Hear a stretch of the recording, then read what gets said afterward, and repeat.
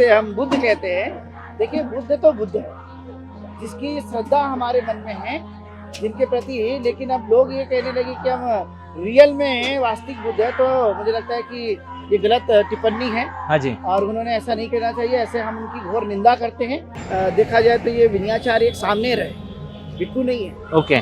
सामनेर है, और जो उपसंपदा होती है, जिनकी उपसंपदा होती है, उनको हम भिक्खु कहते हैं। अच्छा। महाराष्ट्र सरकार इस बात को गंभीरता से ले, उसके लिए भी ये धरना आंदोलन किया जा रहा है, और साथ में बोध गया तो बिहार सरकार भी इस बात को संज्ञान में ले कि बौद्ध लोग सड़कों पे है। आज नागपुर की धरती पे 50 दिनों से लगातार बौद्ध भिक्षुगण, उपासक उपासिका लगातार ये धरना दे रहे हैं। आप देख सकते हैं कितने लोग जो है, लोग हर दिन आते रहते हैं। 50 दिन हो गए आपको? 50 दिन हो गए कंप्लीटली। 50 दिन में कोई कम दिन नहीं होते हैं।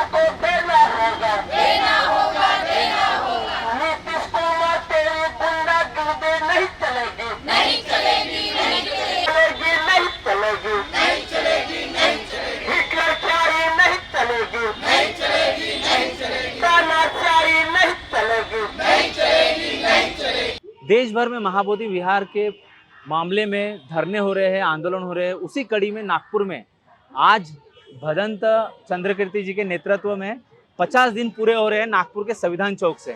ये वही संविधान चौक है जहां पर पूरे देश और दुनिया के तमाम मुद्दों पर लोग धरना करते हैं, प्रदर्शन करते हैं। बंती जी, आपका स्वागत है।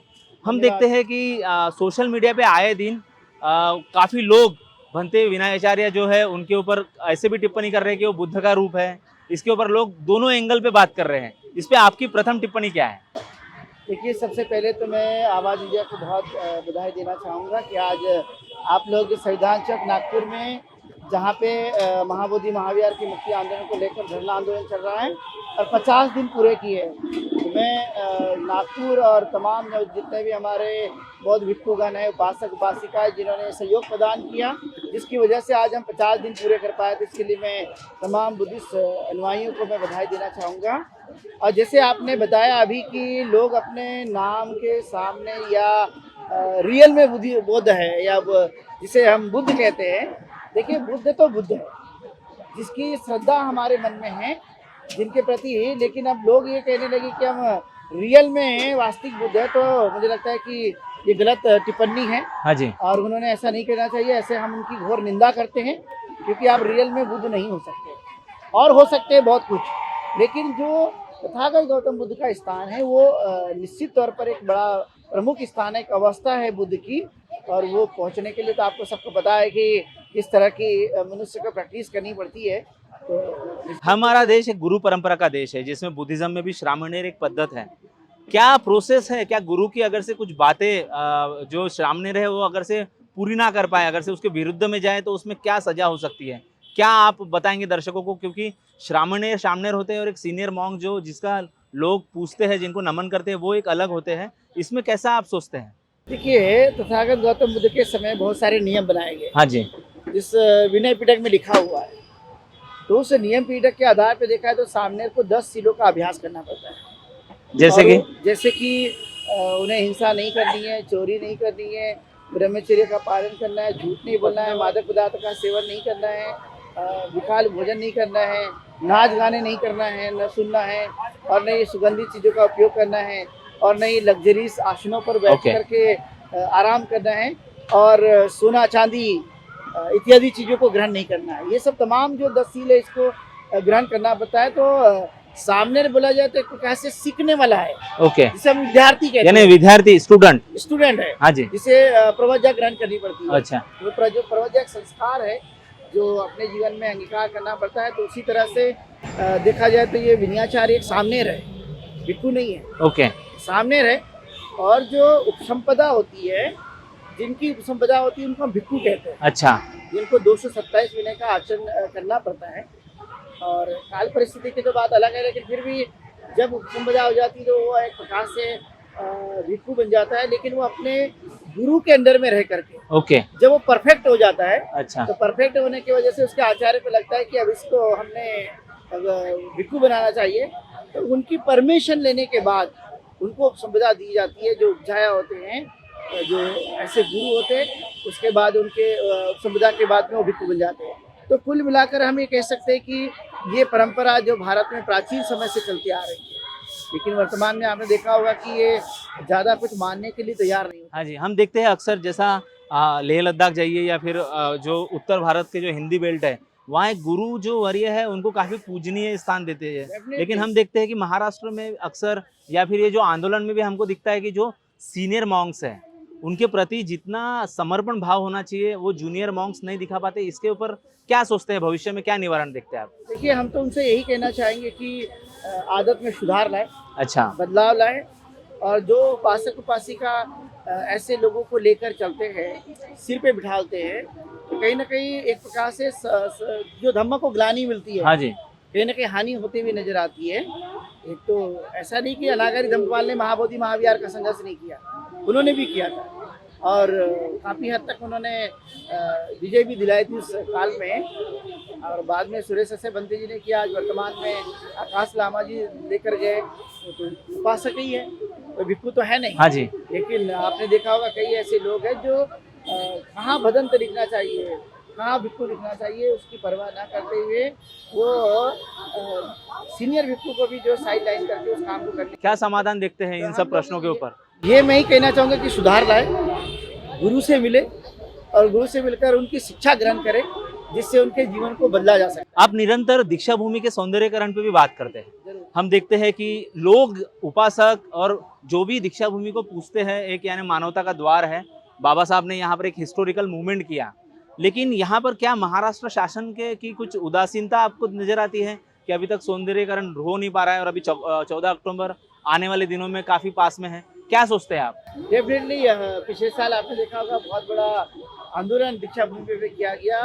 वहाँ पे जो पार्किंग बनाई जा रही थी, तो बुद्धिस्ट लोगों को ये ठीक नहीं लगा और बड़े पैमाने पर धरना आंदोलन किया गया था, तो उसके कारण वो पार्किंग रोक दी गई थी। लेकिन हम देखते कि जहाँ पे तथागत गौतम बुद्ध के ज्ञान प्राप्ति के बाद जैसे बोध गया अभी समस्या में है, वैसे ही बाबा साहब अम्बेडकर की क्रांति भूमि, जिसे हम देखते हैं कि यहाँ पर सौंदर्यकरण नहीं किया जा रहा है। जैसे बाकी के और भी धर्म स्थल बड़े अच्छे लगते हैं या दिखने में सौंदर्य वहाँ पे झलकता है, लेकिन दीक्षा भूमि के ऊपर में आपने देखा कहीं से पानी टपक रहा है। हाँ जी। कहीं से कोई दीवार गिरती, वीडियो वायरल हुए, काफी वीडियो वायरल हुआ है। तो ये हमें लगता है कि बाबा साहब अम्बेडकर के क्रांति भूमि है, और अक्टूबर महीने में आप जानते हैं कि लाखों की संख्या में लोग वहाँ आते हैं, तो निश्चित रूप से दीक्षा भूमि का सौंदर्य किया जाना चाहिए। महाराष्ट्र सरकार इस बात को गंभीरता से ले, उसके लिए भी ये धरना आंदोलन किया जा रहा है, और साथ में बोध गया तो बिहार सरकार भी इस बात को संज्ञान में ले कि बौद्ध लोग सड़कों पे है। आज नागपुर की धरती पे 50 दिनों से लगातार बौद्ध भिक्षुगण, उपासक उपासिका लगातार ये धरना दे रहे हैं। आप देख सकते हैं कितने लोग जो है, हाँ लोग जी। हर दिन आते रहते हैं। 50 दिन हो गए आपको? 50 दिन हो गए हाँ जी। कंप्लीटली। 50 दिन में कोई कम दिन नहीं होते हैं।